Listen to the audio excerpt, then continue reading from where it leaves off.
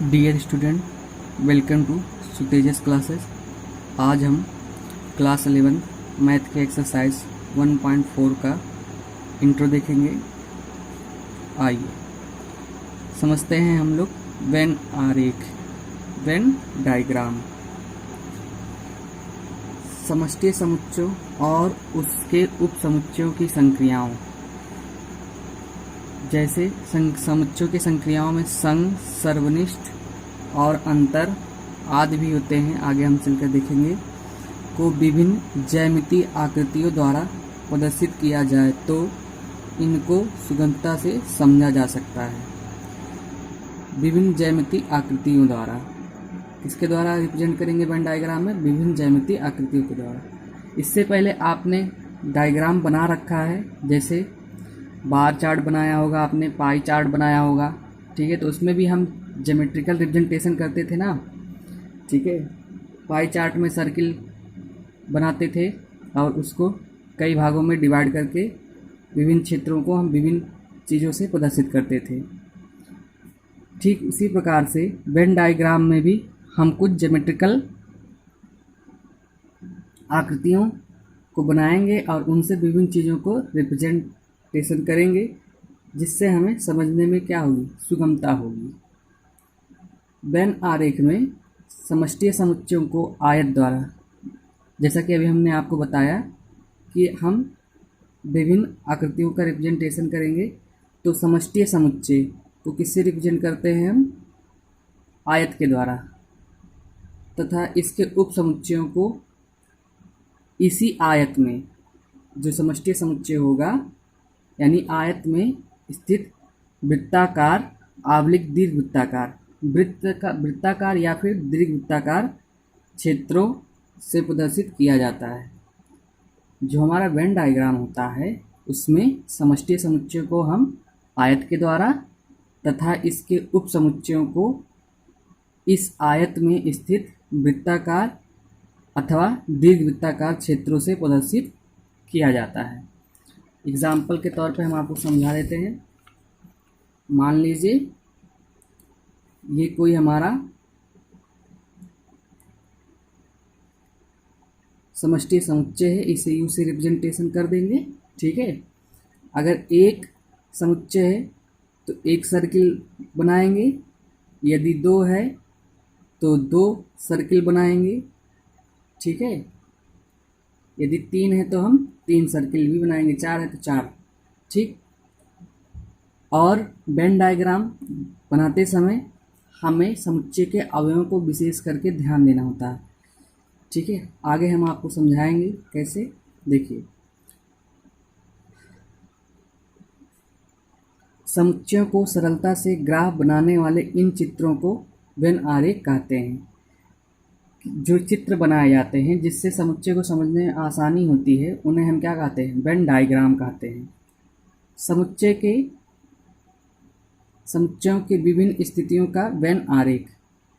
सबसे पहली स्थिति है कि एक समुच्चय दिया हुआ है हमको, उस समुच्चय में कोई भी अवयव हो सकता है। इस समुच्चय ए में अवयव हैं 1, 3, 5, 7। समष्टि समुच्चय यू में स्थित हैं। तो इसके लिए अभी हमने जो समझाया कि वेन डायग्राम में हर समुच्चय को हम एक आयत के अंदर रिप्रेजेंट करेंगे और यह आयत एक यूनिवर्सल सेट को रिप्रेजेंट करता है, ठीक है। ऐसा क्यों किया जाता है? क्योंकि आपको पता होगा कि हर सेट, जो भी सेट होता है, किसी न किसी सेट का क्या होता है? सबसेट होता है। तो यहाँ पर हम ऐसा मान के चलते हैं कि ये किसी यूनिवर्सल सेट का सबसेट है, ठीक है। तो अब उसके लिए क्या करेंगे हम? सबसे पहले एक आयत बना लेंगे और यहाँ पे यू से रिप्रेजेंटेशन कर देंगे, जिससे ये यूनिवर्सल सेट रिप्रेजेंट हो जाए। फिर उसके अंदर यहाँ पे एक समुच्चय था तो हम एक सर्किल बना लेंगे और उसके अवयवों को बिंदु के द्वारा, जैसे 1, 3, 5, 7 से रिप्रेजेंट कर देंगे।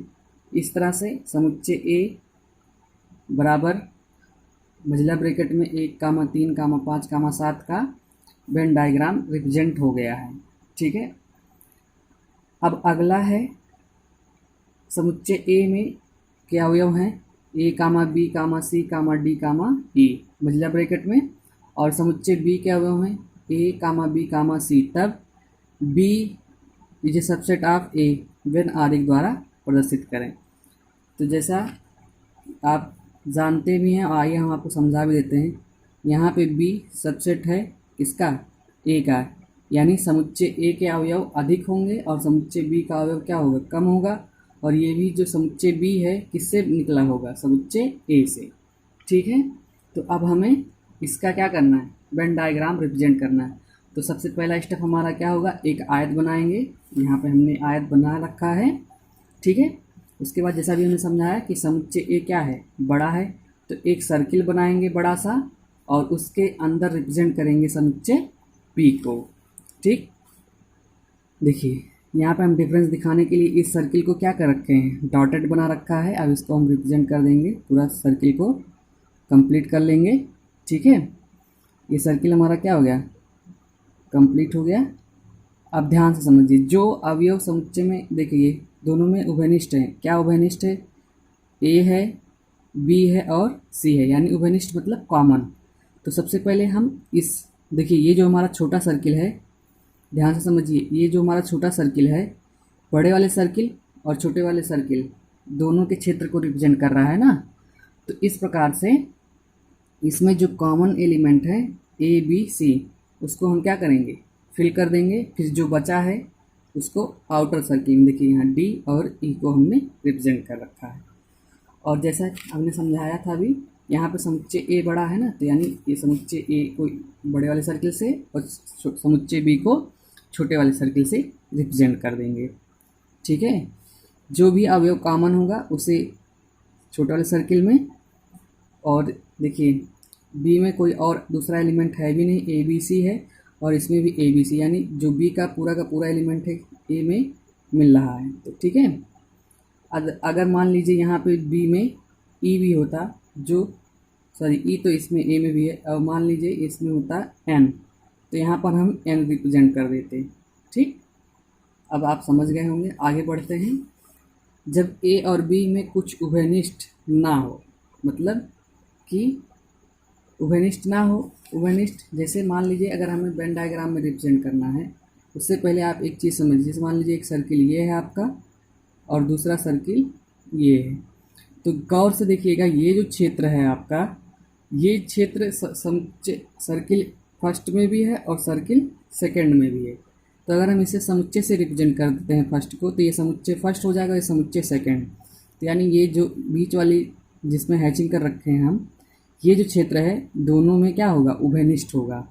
ठीक है, तो अब ध्यान दीजिएगा, जब भी वेन डायग्राम रिप्रेजेंट करना होगा और कुछ अवयव क्या हो, मतलब उभयनिष्ठ हों और ऐसा सबसेट का कंडीशन ना दे रखा हो, तो सबसे पहले हम दो सर्किल बनाएंगे जिनके बीच में दो क्षेत्र क्या हो, उभयनिष्ठ हो। तो वहाँ पर हम सबसे पहले कॉमन अवयव को फिल कर देते हैं।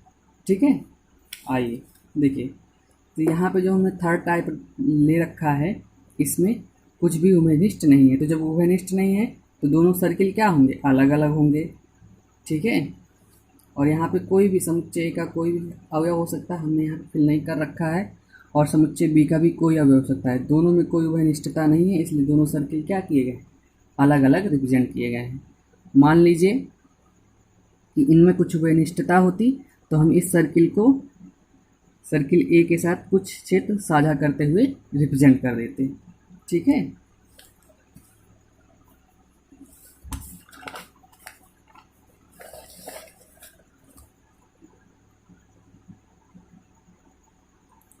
अगला टाइप है हमारा, यदि समुच्चय ए के जो अवयव हैं मझला ब्रैकेट के अंदर 3, 4, 6, 7 और समुच्चय बी 4, 6, 10, 12 हैं, तो इनमें कुछ अवयव उभयनिष्ठ हैं, इनका वेन आरेख प्रदर्शित करेंगे। तो जैसा अभी हमने समझाया कि इसमें कुछ अवयव उभयनिष्ठ हैं, सबसे पहले एक आयत रिप्रेजेंट कर लेंगे, ये यूनिवर्सल सेट को रिप्रेजेंट करेगा।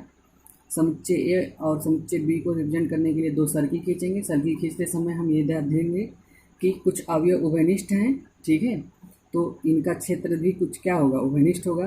तो दोनों सर्किल हमने रिप्रेजेंट कर लिया है और उनके बीच में एक क्षेत्र है 4, 6, देखिए ये दो अवयव हैं, 4 और 6 उभयनिष्ठ है।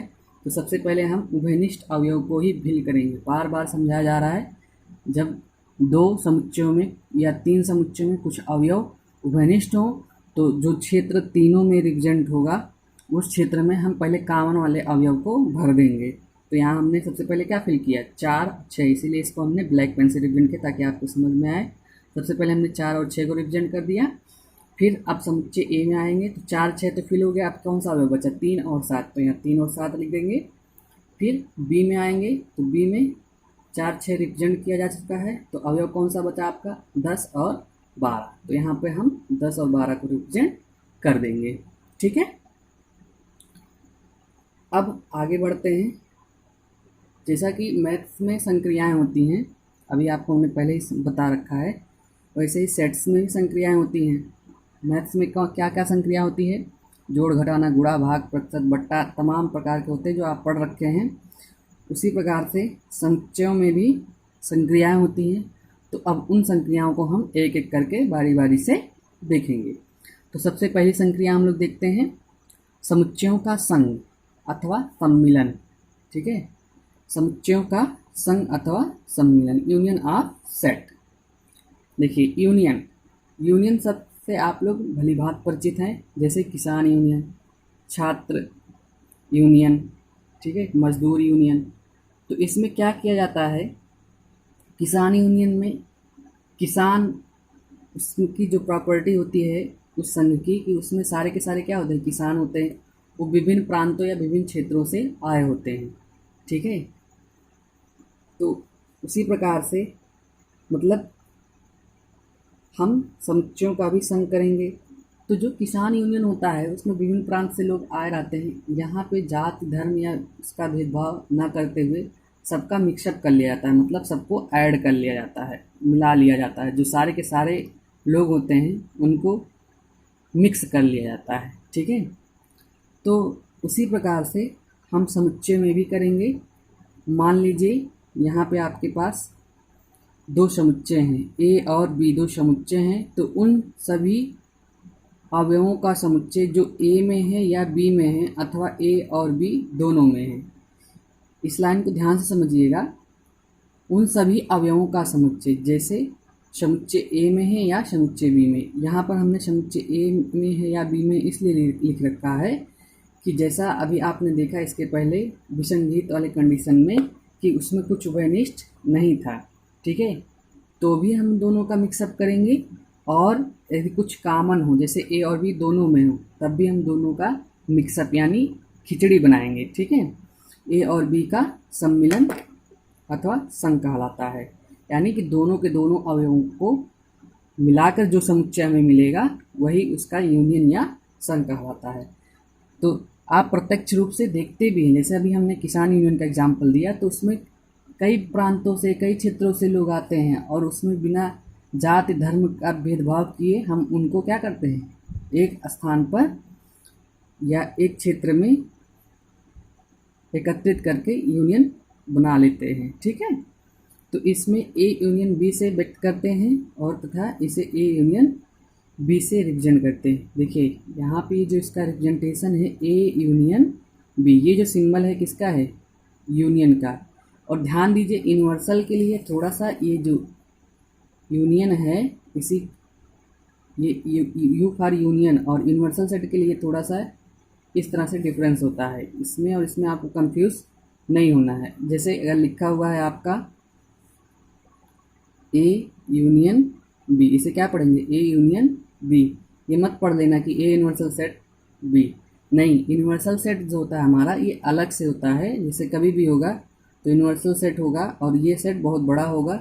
ठीक है, तो जैसे अभी अब इसको कैसे पढ़ेंगे, मान लीजिए यहाँ पे x यूनियन y, तो इन दोनों का डिफरेंस आपको समझ में आ गया ना, ये कभी भी इक्वल नहीं होता, यूनिवर्सल सेट अलग है और यूनियन अलग है।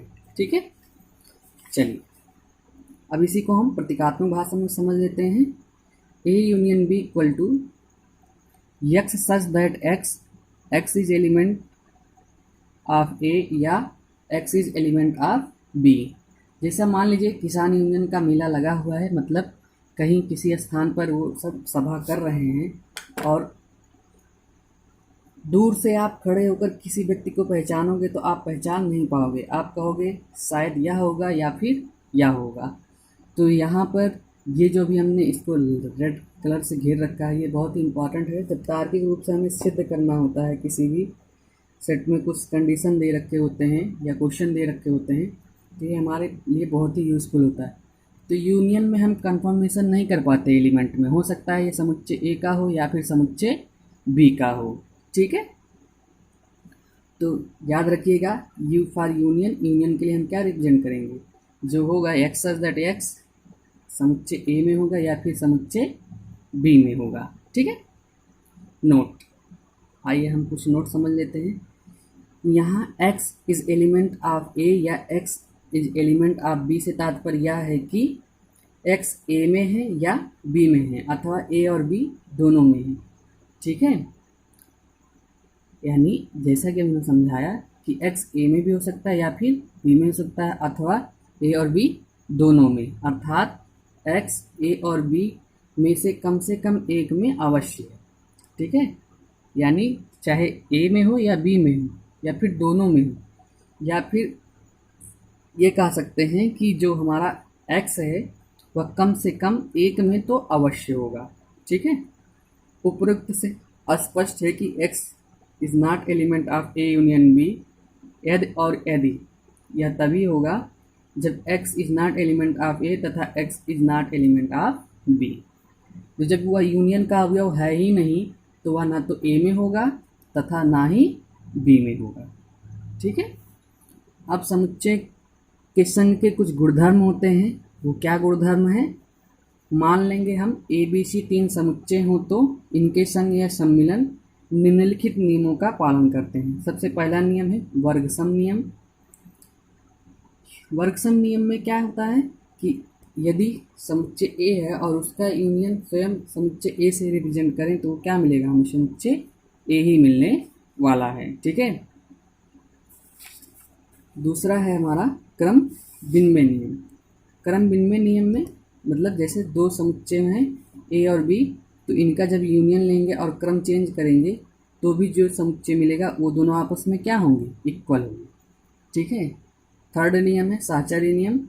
साहचर्य नियम में तीन समुच्चय ले लेंगे ए बी सी, तो यानी ए यूनियन ब्रैकेट में बी यूनियन सी, तो जब हम बी यूनियन सी का फिर यूनियन ए के साथ लेंगे तो जो समुच्चय मिलेगा हमको ए यूनियन बी के समुच्चय से मिले हुए समुच्चय को हम यूनियन सी के साथ जब रिप्रेजेंट करेंगे तो जो समुच्चय आएगा वो आपस में क्या होगा, इक्वल होगा, ठीक है।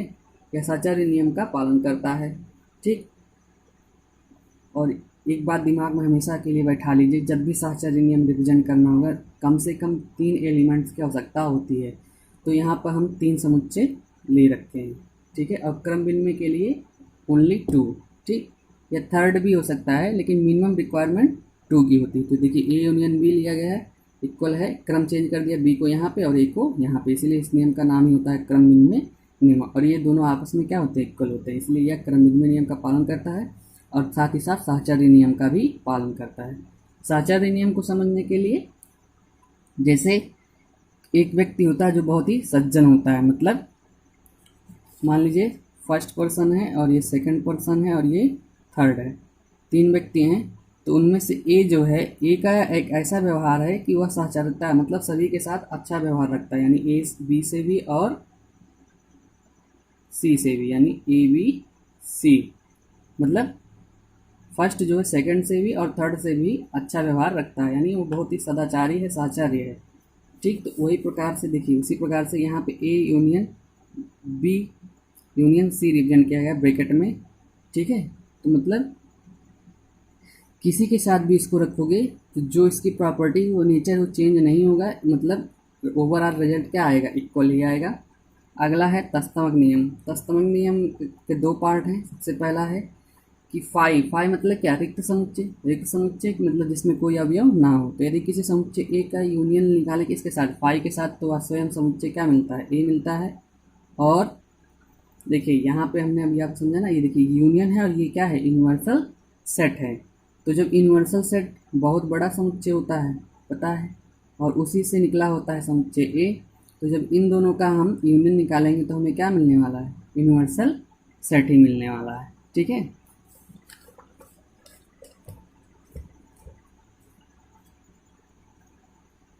वेन आरेख से समुच्चयों के संघ का निरूपण।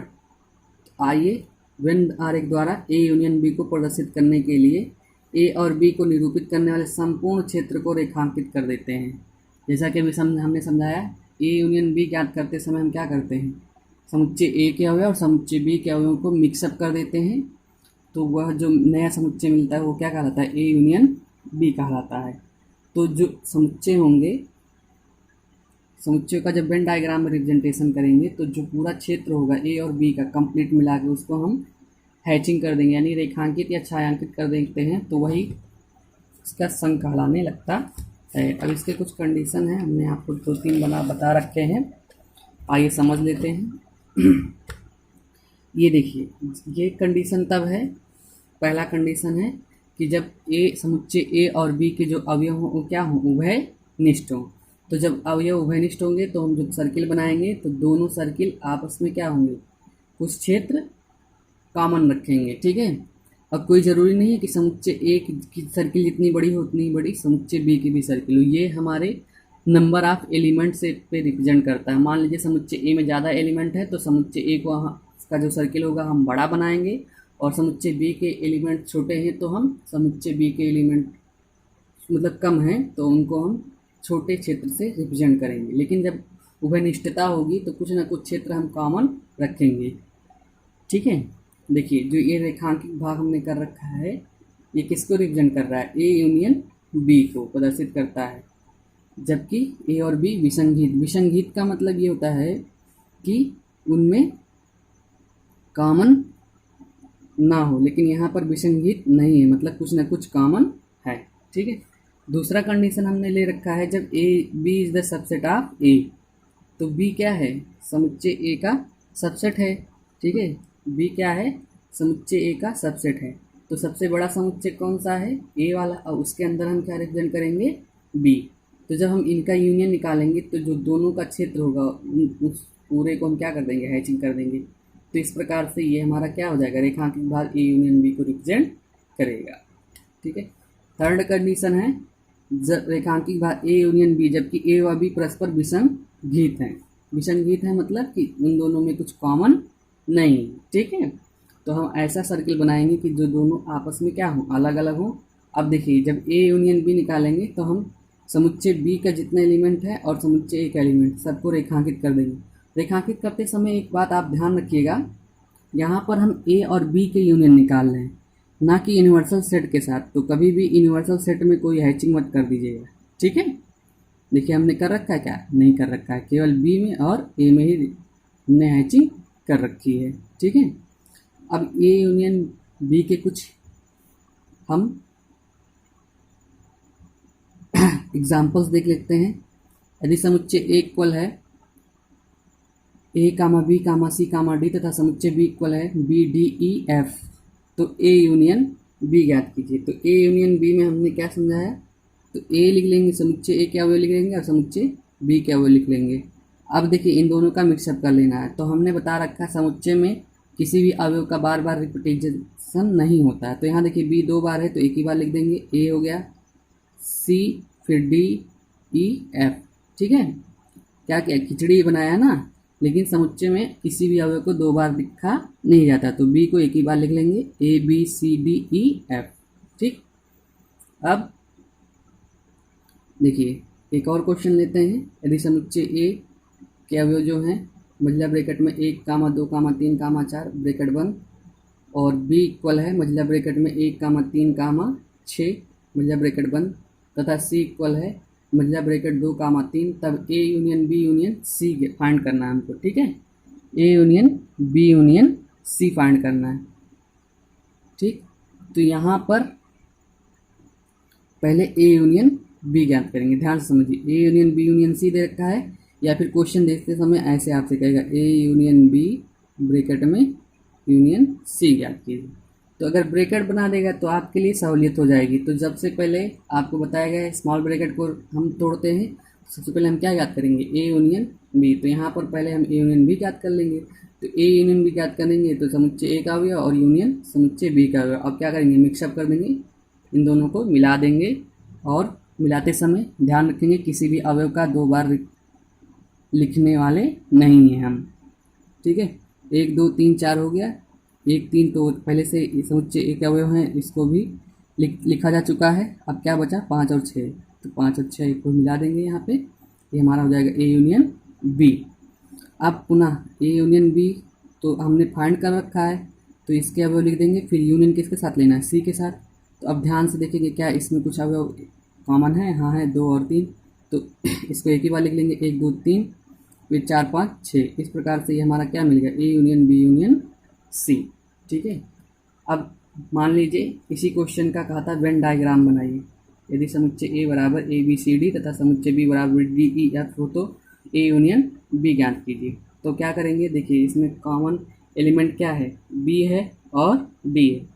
तो एक आयत बना लेंगे, उसके अंदर दो समुच्चय तो 2 सर्किल बनाएंगे, लेकिन सर्किल बनाते समय ध्यान रखेंगे कि इसमें 2 अवयव एलिमेंट कॉमन है, तो कॉमन क्षेत्र वाला सर्किल बना लेंगे। ठीक है, अब देखिए यहाँ पर सबसे पहले हमने क्या भरेंगे, जब कॉमन हो तो कॉमन एलिमेंट को बी और डी फिल कर दिया। अब समुच्चय ए में क्या बचा, बी और डी जब फिल कर दिया गया जा चुका है, तो ए बचा है और क्या बचा है आपका, सी बचा है। ठीक है, ए बचा है और सी बचा है। ठीक, देखिए बी और डी जब फिल हो जाएगा तो ए और सी बचेगा, तो यहाँ पर हम ए भर देंगे और सी भर देंगे, और समुच्चय बी में भी बी और डी जा चुका है, तो क्या बचा आपका ई और एफ। तो ई और एफ जब बचा है तो यहाँ पर हम लास्ट में ई और एफ को फिल कर देंगे। ठीक, अब इसका वेन डायग्राम बनाना है। देखिए समुच्चय बी को अलग तरह से हैचिंग करेंगे, आप स्वतंत्र हैं, चाहे तो ऊर्ध्वाधर कर दीजिए या फिर क्षैतिज कर दीजिए या फिर इंक्लाइनेशन ही करिए।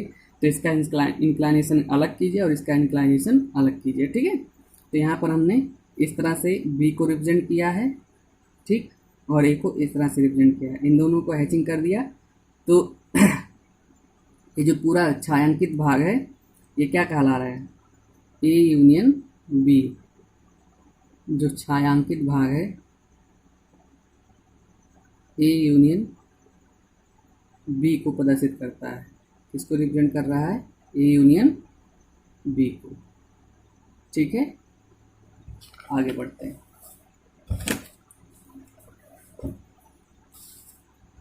अब हम देखने वाले हैं समुच्चयों का सर्वनिष्ठ या परिच्छेद, इंटरसेक्शन ऑफ सेट।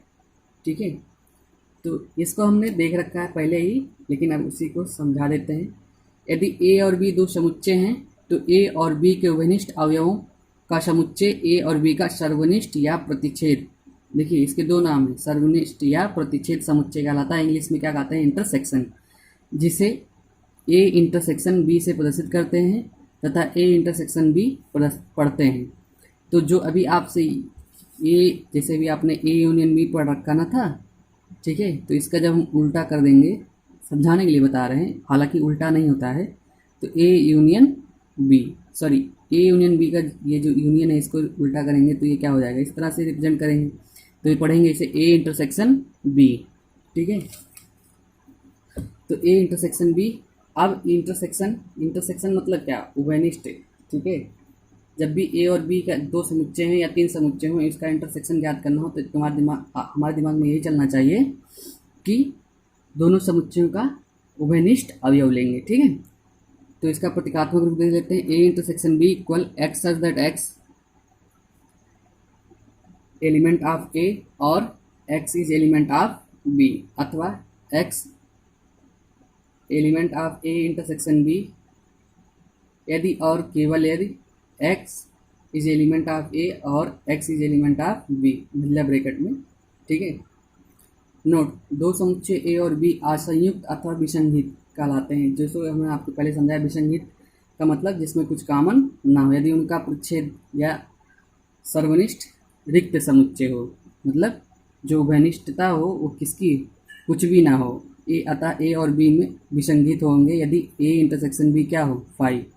तो अगर आपसे पूछा जाता है कि विसंगत समुच्चय किसे कहते हैं, तो आप यही कहिएगा, यदि दो समुच्चय ए और बी हैं और उनके बीच परस्पर कुछ उभयनिष्ठ ना हो तो उसे हम क्या कहते हैं, विसंगत समुच्चय कहते हैं। ठीक है, तो यानी ए इंटरसेक्शन बी इक्वल 5 है तो कैसा समुच्चय कहलाएगा, विसंगत समुच्चय कहलाएगा। अब इसके कुछ प्रॉपर्टीज़ हैं, जैसे कि पहले हमने बताया था वैसे सेम यहाँ भी है। वर्गसम नियम में ए इंटरसेक्शन ए, मतलब स्वयं से जब हम इंटरसेक्शन निकालेंगे तो हमको क्या मिलेगा, ए ही मिलने वाला है।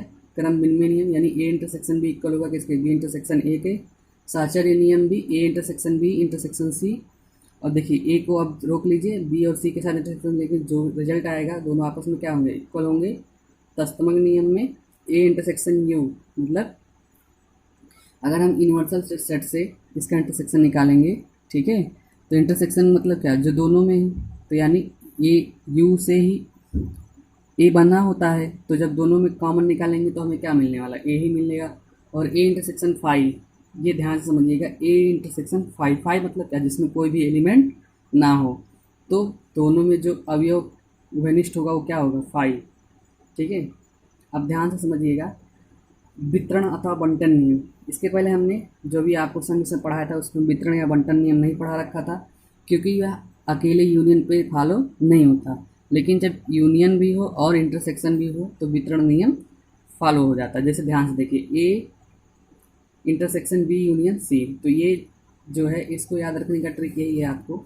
जैसे मान लीजिए कोई है ए और ब्रैकेट में एक्स प्लस वाई, तो ए का हम क्या करते हैं, इसमें भी मल्टीप्लाई करते हैं और इसमें भी, तो हो जाएगा ए एक्स प्लस ए वाई। ठीक है, इसके बीच में कौन सा साइन है, मल्टीप्लाई का, और यहाँ भी क्या था, मल्टीप्लाई ही तो था।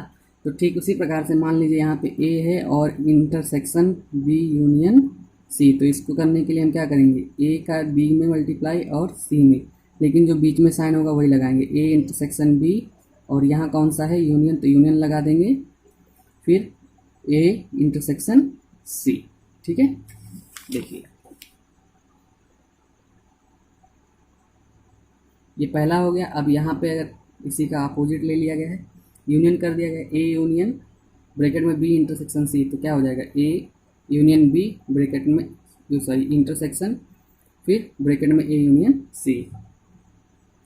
वेन आरेख द्वारा समुच्चयों के प्रच्छेदन का निरूपण। अब हम वेन डायग्राम द्वारा समुच्चयों के प्रच्छेदन का निरूपण करेंगे। तो वेन आरेख द्वारा ए इंटरसेक्शन बी को प्रदर्शित करने के लिए ए और बी के समुच्चय के विनिष्ट भाग को निरूपित करने वाले क्षेत्र को रेखांकित कर देते हैं। देखिए ध्यान समझिए, यहाँ पर हमने क्षैतिज जो रेखांकित भाग है उससे समुच्चय ए को रिप्रेजेंट किया है, और ऊर्ध्वाधर जो रेखांकित भाग है उससे समुच्चय बी को रिप्रेजेंट किया है।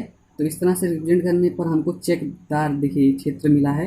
ये जो क्षेत्र है यही क्या है, छायांकित भाग ए इंटरसेक्शन बी को रिप्रेजेंट करता है। ठीक है, चलिए आगे बढ़ते हैं। अब इसके दो कंडीशन हम ले रखे हैं, और तीसरा पहले ही हम आपको समझा चुके हैं। जब देखिए छेकांकित, देखिए यहाँ पर हमने पहले ही समझा दिया था, अब हम दूसरा समझाते हैं। जब B is the subset of A, तो ध्यान से समझिए, यहाँ पर भी हमने समुच्चय ए के क्षैतिज रेखाओं से रिप्रेजेंट कर रखा है और समुच्चय बी को ऊर्ध्व रेखाओं से। तो जो चेकदार ये जो एरिया है, चेक द्वारा छायांकित जो भाग है, यही हमारा ए इंटरसेक्शन बी है।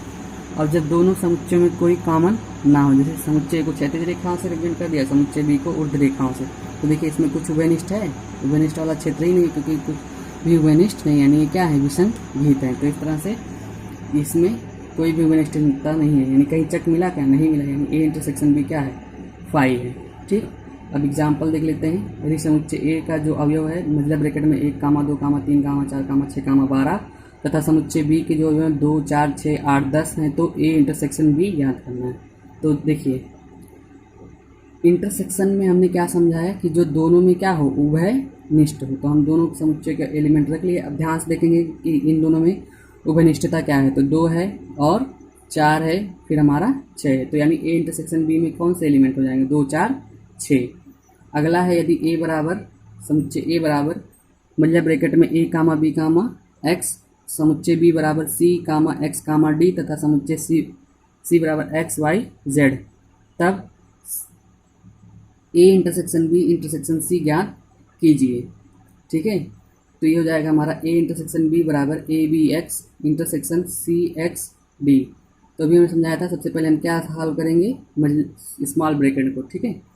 तो अब इन दोनों में क्या अनिष्टता है, देखिए दोनों में ध्यान से देखिए क्या कॉमन मिल रहा है, एक्स ओनली क्या है, एक्स है, तो समुच्चय किसका बन जाएगा, ए इंटरसेक्शन बी मिलेगा समुच्चय एक्स, ठीक है। इसमें केवल एक ही एलिमेंट होगा, ए इंटरसेक्शन बी में क्या मिलेगा, ओनली एक्स, ठीक। अब ए इंटरसेक्शन बी निकल गया है, तो यहाँ पे रिप्रेजेंट कर लेंगे इसको एक्स को, और फिर इंटरसेक्शन लेना किसके साथ, सी के साथ, तो सी क्या वो क्या है, एक्स वाई जेड। तो अब इन दोनों में कॉमन क्या है, ओनली एक्स, यानी A intersection B intersection C क्या मिलेगा, ओनली एक्स मिलेगा, ठीक है। अब एक अच्छा सा क्वेश्चन यहाँ पे है, देखिए यदि ए बराबर 2 4 6, बी बराबर 1 3 5 7 तथा सी बराबर 4 7 10 13, तो ए यूनियन बी क्या है, पहले यूनियन दे रखा है फिर इंटरसेक्शन, कोई बात नहीं, सबसे पहले हम स्मॉल ब्रैकेट को सॉल्व कर लेंगे, ठीक है। स्मॉल ब्रैकेट को जब सॉल्व करेंगे तो ए यूनियन बी क्या मिलेगा हमको, 2 4 6 यूनियन 1 3 5 7। तो यूनियन में हमने क्या समझाया, दोनों का मिक्सर, यानी खिचड़ी बना देंगे, सारे के सारे एलिमेंट को एक जगह पे लिख देंगे, चाहे कॉमन हो तो उसको एक ही बार लिखेंगे, ठीक है। 1 2 3 4 6 5 7। देखिए समुच्चय में अवयव सेम वही होने चाहिए, क्रम का कोई भी उतना अहम रोल नहीं होता है, तो आगे पीछे चलेगा, ठीक है। अब ये हमारा यूनियन मिल गया, अब इसके साथ क्या निकालना है, इंटरसेक्शन निकालना है सी का। तो यहाँ पर हमने इंटरसेक्शन लगाकर सी के अवयव रिप्रेजेंट कर लिए, ठीक है। अब ध्यान से देखेंगे कि इनमें क्या कॉमन है, 4 है और 7, ठीक। तो ये हमारा हो जाएगा A union B intersection C equal क्या हो जाएगा, मिडल ब्रैकेट के अंदर इसके जो एलिमेंट होंगे 4 7 मिडल ब्रैकेट बंद, ठीक। अगला है डिफरेंस ऑफ टू सेट्स, दो समुच्चयों का अंतर, ठीक है। दो समुच्चयों का अंतर, समुच्चयों का अंतर समझने से पहले आप देख रहे हैं इस समय कोरोना महामारी फैल रखी है, यानी एक व्यक्ति को अगर हो जाता है तो अगर उसी के सिम्टम्स वाला कोई दूसरा व्यक्ति दिखता है तो हम उसको निकाल कर क्या कर रहे हैं, अपने होम से या फिर अपने एरिया से निकाल कर उसको क्वारंटाइन कर दिया जा रहा है, ठीक है। तो इस कहानी का इसमें एप्लीकेशन है, इसीलिए हमने इसको आपको समझा रखा है। जैसे मान लीजिए इस किताबी भाषा हम समझते हैं, यदि ए और बी दो समुच्चय हों तो उन अवयवों का समुच्चय जो ए के अवयव हैं पर बी के अवयव नहीं है। ध्यान से समझिए, यदि ए और बी दो समुच्चय हों तो उन अवयवों का समुच्चय जो ए का अवयव है, मतलब ए का तो हो पर बी का अवयव नहीं है, ए से बी का अंतर समुच्चय कहलाता है। इसे ए माइनस बी से रिप्रेजेंट करते हैं तथा इसे ए से बी का अंतर पढ़ते हैं, यानी ए माइनस बी इक्वल है प्रतीकात्मक रूप में ए माइनस बी इक्वल है x such that x is element of A और x does not belongs to B, ठीक है। इसको एक क्वेश्चन से समझ लेते हैं, फिर इसका एक डायग्राम देखेंगे। मान लीजिए यदि ए बराबर दिया हुआ 1 2 3 4 5 और बी बराबर दे रखा है समुच्चय में, बी में दे रखा है 2 4 5 6 7, इसके जो क्या है 2 4 5 6 7, ठीक है। तो हमें ज्ञात करना है ए माइनस बी और बी माइनस ए। ध्यान से समझिए, ए माइनस बी का अलग आंसर आएगा, बी माइनस ए का अलग आंसर आएगा, इसमें क्रम विनिमय नियम का पालन नहीं होता, ठीक है। तो ध्यान से, तो ए माइनस समुच्चय लिखेंगे, माइनस लगा लेंगे, समुच्चय बी के अवयव लिख लेंगे, ठीक। अब ध्यान से जैसे हमने समझाया अभी संक्रमण चल रहा है ना, देखिए ए में बी का कौन कौन सा अवयव संक्रमण फैला दिया, 2 फैला दिया है और 4 फैला दिया है। तो जो 2 और 4 हैं इनको निकाल दीजिए इसमें से, बाकी जो समुच्चय ए में बचेगा वही हो जाएगा ए माइनस बी। तो 2 और 4 निकल गया, 5 भी संक्रमण में है, ये भी निकाल दो, तो बचेगा क्या 1 और 3, यानी ये हो जाएगा ए माइनस बी। तो इसका जो ट्रिक है आपको ध्यान समझना है, जो लास्ट वाला अवयव होगा यही संक्रमण फैलाएगा, तो जो भी इसमें ए में मिलेगा ए से निकाल के लेके चला जाएगा, और जो बाकी बचेगा सामने वाला, यानी यहाँ पहले ए है तो वही इसका आंसर हो जाएगा ए माइनस बी। और जैसे हमें निकालना है बी माइनस ए, तो बी के अवयव पहले लिख देंगे, फिर लास्ट में ए के। अब देखेंगे ए का कौन कौन सा अवयव इसको छू दे रहा है, यानी संक्रमण फैला दे रहा है, तो 2 और कौन सा है 4 और 5। देखिए तो ये 2 4 5 को क्वारंटाइन कर देंगे, निकाल देंगे, इसमें से बचेगा क्या 5 और 6 और 7, ठीक है। तो यानी हो जाएगा बी माइनस ए, ठीक। अब एक क्वेश्चन इसी में हमने ऐड कर दिया है। इसी प्रश्न की सहायता से a minus B union b minus A ज्ञात करना है। तो a माइनस बी का जो आंसर आया था उसको रिप्रेजेंट कर लेंगे और b माइनस ए का जो आंसर था उसको रिप्रेजेंट कर यूनियन में क्या करते हैं, मिक्सअप कर देंगे। तो मिक्सअप कर देंगे तो हो जाएगा 1, 3, 6, 7। अब इसी का हम वेन डायग्राम देख लेते हैं। वेन आरेख द्वारा a माइनस बी को प्रदर्शित करने के लिए a में b का जो भाग सम्मिलित है उसे छोड़कर a का शेष भाग रेखांकित कर देते हैं। जैसा कि अभी समझा दे रहे हैं। देखिए ये कंडीशन है जब a और b में इंटरसेक्शन का रिलेशन हो, और ये कंडीशन है जब b is the subset of a, और यहाँ पे इन दोनों में कोई भी वनिष्ठता नहीं है। तो जैसा कि अभी हमने समझाया, b का जो भी अवयव a को छू देगा उसको निकाल कर फेंक देना है। मतलब ये बचेगा जो, वही हमारा क्या कहलाएगा, a माइनस बी। तो यानी इसमें हैचिंग कर दिया है। ये जो बचे हुए पार्ट हैं देखिए, तो ये क्या कहलाएगा हमारा a माइनस बी। ठीक है, ये क्या कहलाएगा हमारा a माइनस बी। अब देखिए b का जो अवयव a को छू देगा उसको निकाल कर फेंक देंगे। मतलब ये बाकी रिमेनिंग क्या है, देखिए जो एरिया बचा हुआ वही क्या कहलाएगा a माइनस बी। ठीक है, ये कब है, जब b is the subset of a। और इसमें ध्यान से देखिए a माइनस बी इक्वल ए लिख रखा है। क्यों, क्योंकि कोई उभयनिष्ठता इसमें है ही नहीं। तो सेम टू सेम वही अवयव क्या बचेगा, a बचेगा। तो ये हो जाएगा a माइनस बी इक्वल ए के। ठीक है, तो a इसको हैचिंग कर देंगे।